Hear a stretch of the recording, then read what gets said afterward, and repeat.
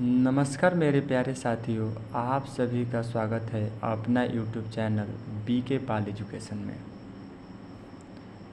साथियों, मैं ब्रजेश कुमार आप सभी को पढ़ाता हूँ क्लास 9th का ऑल सब्जेक्ट, जिसमें हमारा पहला चैप्टर है संख्या पद्धति। अतः आप सभी को पूरी तरह से यहीं पे फोकस करना है ताकि हमें प्रश्नावली अच्छी तरह से समझ में आए। संख्या पद्धति से रिलेटेड कुछ महत्वपूर्ण परिभाषाएं हैं जिसको हम इस प्रकार से समझेंगे ताकि प्रश्नावली को हल करने में किसी प्रकार की कठिनाई न हो।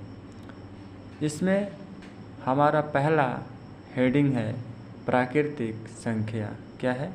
प्राकृतिक संख्या। तो प्राकृतिक संख्या के बारे में समझेंगे, जिसको प्राकृतिक संख्या को इंग्लिश में कहते हैं नेचुरल नंबर। क्या कहते हैं? Natural number. अब देखिए, कह रहा है कि ऐसी संख्या जो एक से शुरू होकर अनंत तक जाती हैं प्राकृतिक संख्या कहलाती हैं। ऐसी संख्या जो कहाँ से शुरू होती हैं? एक से शुरू होकर कहाँ तक जाती है? अनंत तक जाती हैं, प्राकृतिक संख्या कहलाती हैं। अर्थात गिनती की जाने वाली संख्या क्या कहलाती हैं? प्राकृतिक संख्या कहलाती हैं। इसे n से दर्शाते हैं। किसे दर्शाते हैं? n से। जैसे n = 1 2 3 4 5 6 ... इनफाइनाइट। इनफाइनाइट का मतलब होता है अनंत। इनफाइनाइट का मतलब होता है अनंत। बात समझिएगा। जैसे कि समझते हैं, मेरा पहला क्वेश्चन है कि बताइए कि 5 प्राकृतिक संख्या है कि नहीं। बताइए कि 5 प्राकृतिक संख्या है कि नहीं। तो हमारा 5 बाबू प्राकृतिक संख्या है। क्यों है? कि हम गिनती करते हैं 1 2 3 4 5 6 7 8। तो इसमें 5 क्या आ रहा है कि नहीं आ रहा है? इसलिए 5 हमारा प्राकृतिक संख्या है। अगर कोई पूछता है बताइए 9 प्राकृतिक संख्या है कि नहीं है, तो 9 प्राकृतिक संख्या है। जैसे गिनती करने पे 1 2 3 4 5 6 7 8 9 10 11 12, 9 बीच में आ रहा है कि नहीं आ रहा है? तो 9 हमारा क्या है?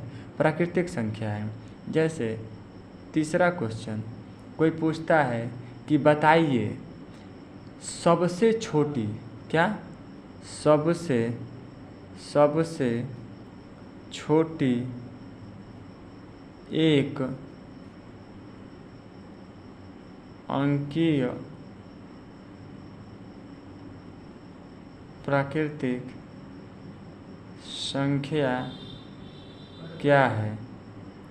सबसे छोटी एक अंकीय प्राकृतिक संख्या क्या है? तो वो हमारा बाबू उत्तर होगा 1। बात करते हैं, कोई पूछे कि सबसे बड़ी प्राकृतिक संख्या बताइए। सबसे बड़ी प्राकृतिक संख्या, तो सबसे बड़ी प्राकृतिक संख्या क्या कर सकते हैं? हम नहीं बता सकते हैं, क्योंकि आगे लिखा गया है प्रश्न में ही कि ऐसी संख्या जो 1 से शुरू होती है और अनंत तक जाती हैं। तो बाबू सबसे बड़ी प्राकृतिक संख्या नहीं बता सकते हैं। अच्छा, चौथा क्वेश्चन कोई पूछता है कि बताइए 0 प्राकृतिक संख्या है कि नहीं है। तो बाबू 0 प्राकृतिक संख्या नहीं है। 0 प्राकृतिक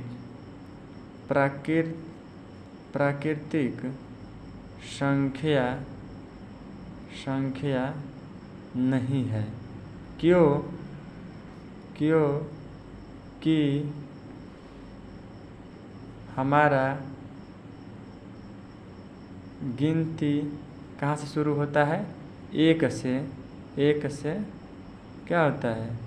शुरू होता है। ठीक, हमारा गिनती कहाँ से शुरू होता है? 1 से शुरू होता है, इसलिए शून्य क्या है, हमारा प्राकृतिक संख्या नहीं है। हमारा दूसरा हेडिंग है पूर्ण संख्या। क्या है? पूर्ण संख्या, जिसको इंग्लिश में बोलते हैं होल नंबर। जिसको इंग्लिश में क्या बोलते हैं? Whole number. तो परिभाषा इस प्रकार है, ऐसी संख्या जो 0 से शुरू होकर अनंत तक जाती हैं। ऐसी संख्या जो 0 से शुरू होकर कहाँ तक जाती हैं? अनंत तक जाती हैं। अर्थात यदि प्राकृतिक संख्या में 0 शामिल कर दिया जाए तो ऐसी संख्या पूर्ण संख्या कहलाती है। इसे W से दर्शाते हैं। इसे W से दर्शाते हैं। जैसे इस प्रकार समझाते हैं। आइए बताते हैं कैसे। जैसे ये देखिए, हमारा जो प्राकृतिक संख्या कहाँ से शुरू होता है? तो प्राकृतिक संख्या 1 से शुरू होता है। कहाँ से? 1 से शुरू होता है। लेकिन पूर्ण संख्या कहाँ से शुरू होता है? तो पूर्ण संख्या 0 से शुरू होकर कहाँ तक जाता है? शुरू होकर अनंत तक जाता है। तो परिभाषा कह रहा है कि ऐसी संख्या जो 0 से शुरू होकर अनंत तक जाती है। अर्थात यदि प्राकृतिक संख्या में 0 शामिल कर दिया जाए तो ऐसी संख्या पूर्ण संख्या कहलाती है। अच्छा, 0, 1, 2, 3, 4 ... इनफाइनाइट, ये सब इसको यहाँ से क्या बोलते हैं? प्राकृतिक संख्या कहते हैं। ये क्या है? पूर्ण संख्या है। यानी प्राकृतिक संख्या में 0 का कर दिया गया है, शामिल कर दिया गया है, इसलिए क्या है? पूर्ण संख्या है। 0 पूर्ण संख्या है। ओके, हमारा तीसरा हमारा हेडिंग है, वो है पूर्णांक के बारे में। क्या है? पूर्णांक के बारे में। परिभाषा इस प्रकार है, सभी पूर्ण संख्याएं तथा ऋणात्मक संख्याएं 0 के साथ मिलाकर पूर्णांक बनती है। पूर्णांक को Z से प्रदर्शित करते हैं। जैसे बीच में 0 रहता है, उसके दायां साइड जो आता है वो धनात्मक पूर्णांक, और बायां साइड जो है वो है हमारा ऋणात्मक पूर्णांक। ठीक, यदि क्वेश्चन पूछता है कि बताइए 0 क्या है? धनात्मक पूर्णांक है कि ऋणात्मक पूर्णांक है? तो 0 न तो धनात्मक पूर्णांक है और न ही ऋणात्मक पूर्णांक है। हमारा चौथा हेडिंग इस प्रकार से है। हमारा चौथा हेडिंग है परिमेय संख्या।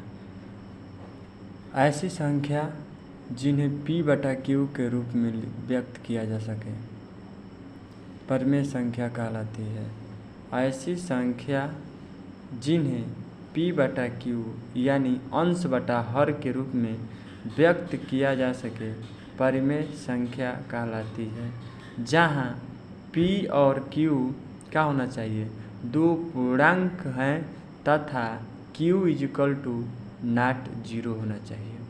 जैसे फॉर एग्जाम्पल के रूप में देखते हैं, 3/5 क्या है? परिमेय संख्या है। क्या? अंश बटा हर के रूप में लिखा गया है। 7/3 परिमेय संख्या है। क्यों है? कि 7/3 अंश बटा हर के रूप में लिखा गया है। 4 जैसे देखिए, जैसे बताइए कि 7 हमारा परिमेय संख्या है कि नहीं है? 4 हमारा परिमेय संख्या है कि नहीं है? तो जैसे देखिए, ये 2 लिख दिए, 2 परिमेय संख्या है कि नहीं है? तो 2 हमारा परिमेय संख्या हो सकता है, क्योंकि 2/1 यानी हम 1 लिख सकते हैं। यहाँ तक कि 0 भी क्या है? हमारा परिमेय संख्या है, क्योंकि 0 के नीचे 1 लिख सकते हैं। अच्छा, √36 √36। ये क्या है? तो √36 जब बाहर आएगा करड़ी से तो 6 हो जाएगा।